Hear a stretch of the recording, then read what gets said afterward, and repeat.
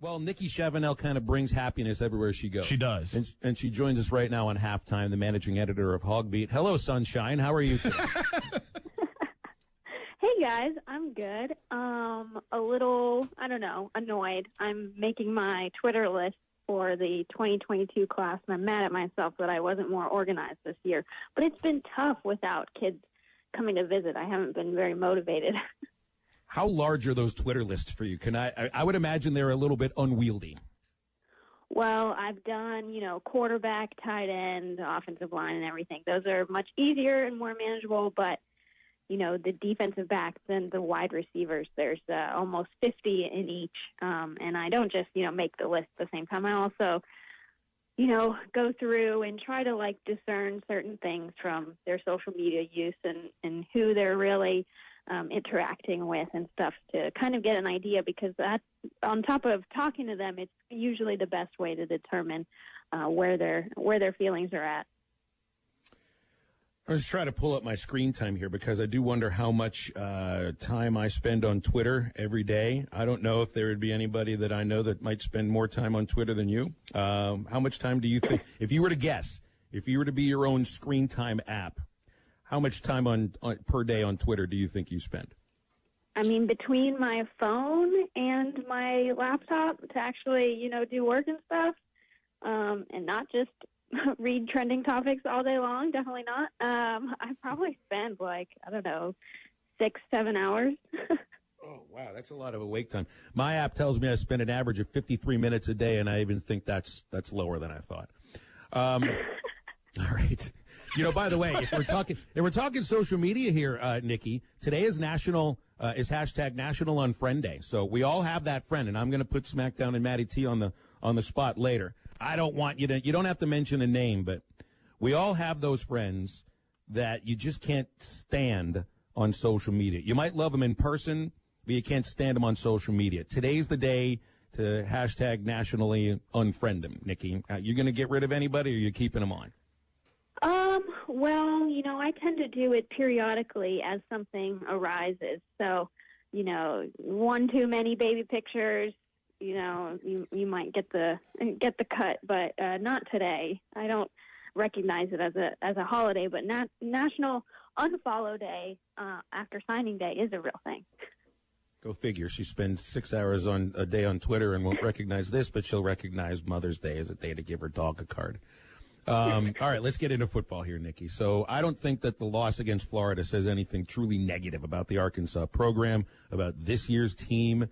I just think that Florida offense is great, and I don't even mean in the context of this season. To me, they look like they could be historically great. The sort of season Kyle Trask is having, I don't think anybody could have stopped that offense. Not Arkansas this year, not any other year, not any defense that's put on the field this season either. When you watch them as closely as you had to on Saturday, what do you think? Yeah, when I was watching that game, I was thinking, yeah, this is pretty much what I expected.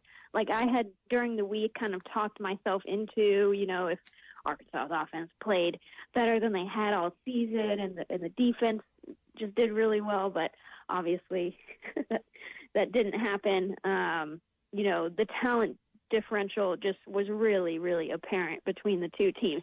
Offensively, Florida, all their players are electric, and so that's really tough for Arkansas to stop. I mean, a guy like Hudson Clark, he's got to give you 15 yards of cushion just to make sure you're not completely blowing over him. So, overall, no, I came away feeling pretty fine about that game, like you would expect after a 28-point loss to be in a bad mood. But I was just like, no, that's pretty much what I expected. Nikki Chavanelle here with us on Halftime. Nikki, moving ahead, looking at this Arkansas LSU game here. And I think from what we've heard yesterday, most of LSU's COVID concerns are hopefully in the past, are slowly starting to get more players back. From a COVID perspective, particularly with LSU, is everything should be good to go for Saturday, correct? I think so.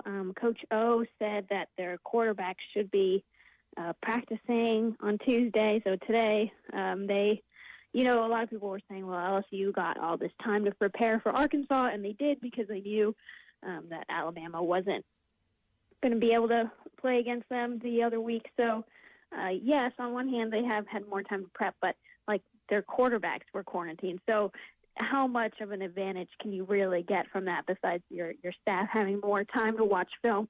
But I think they already have people doing that anyways. Overall, I think this is definitely a very winnable game for Arkansas.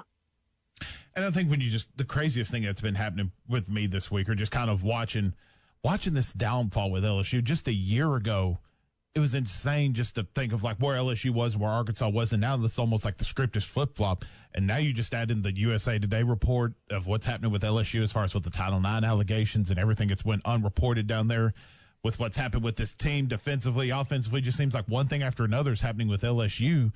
And I'm just curious from your standpoint, and from the outside looking in, is Orgeron digging his own grave right now just as far as him coaching at LSU long-term here in the next year or 2 years, just with everything? Seems like everything you hear from LSU anymore is just negative after negative after negative. Well, they were going to have a really tough season. Anytime you lose that many players to the draft and have to find replacements, even when you do recruit as well as LSU does, like you're going to have a big drop-off. And then it just seemed like, the coordinator replacements weren't as good. Bo Pelini has been somewhat of a failure so far for LSU. So the play is one aspect, and then the report from USA Today, I read it, and it was pretty crazy, and it's it's kind of what you see from major programs who exchange everything to get to the top. And it doesn't surprise me. It's horrifying and terrible, but it just doesn't surprise me because these schools do so much to win. I don't know if that's, all on Coach O. There was stuff that happened before he was there, but obviously how he handled stuff while he was there is going to be a big piece of scrutiny. Got a little bit of recruiting news we'll touch on before we let you go here. Jalen Samuels, a big-time defensive end from Texas. He's currently committed to SMU, but I think the Razorbacks and that coaching staff is trying to get a flip from Samuels to get him to commit to Arkansas. Is he receptive to this idea? Do you think this could be an opportunity to cash in on a big-time defensive end from Texas? So, I have a small vested interest in whether he decides to stay at SMU or not, but he's a 6'7" defensive end who didn't play varsity until this year. He played basketball, and when he transferred high school as a junior, the Texas, they said he wasn't eligible to play on varsity, so he had to play JV. No one had heard of him, even though he's 6'7". Coaches are like, oh, okay, but he's on JV, so he must not be very good at all. And then he finally puts out some tape this season, and he commits to SMU because he says it feels right. But then Ole Miss offers, Arkansas offers, Baylor offers, and now he has a lot more to think about. I talked to him, very intelligent guy. He's definitely going to put as much research into it as he can. Not being able to visit might be a problem, but he also didn't visit SMU, so we'll see what happens. Talk about a vested interest. I know you're a Southern Methodist grad, Nikki, and you want them to do well, but they can still do well while Arkansas gets a big-time recruit to pressure the quarterback. Don't you think that would benefit you too? I know you don't root for Arkansas, but we've already talked about how it's a heck of a lot more fun to cover them when they win. So, which No is more doubt. of a vested interest for you? Right. Yeah. I mean, I wrote a post on Mike Woods on Monday in our 10 thoughts from the weekend. I was just thinking, Mike Woods could have been at SMU. He could be, a 1,000-yard receiver at SMU, but he decided to take a gamble on himself and decide to go to Arkansas, where he might not get as many looks, but he's still doing really, really well. So that could be a situation for Samuels to look at. What happened to your Mustangs against Tulsa in that second half? Wow. That's really blowing a game. What happened? I wasn't paying that much attention to that one because I thought everything was fine, and then it went downhill. I don't even know what happened. I just know that it was terrible. Yeah, all I know is they were up 3 touchdowns and ended up losing. So, all right, Nikki, appreciate your time as always. Happy unfriending. Okay. Thanks, guys. Thanks, Nikki.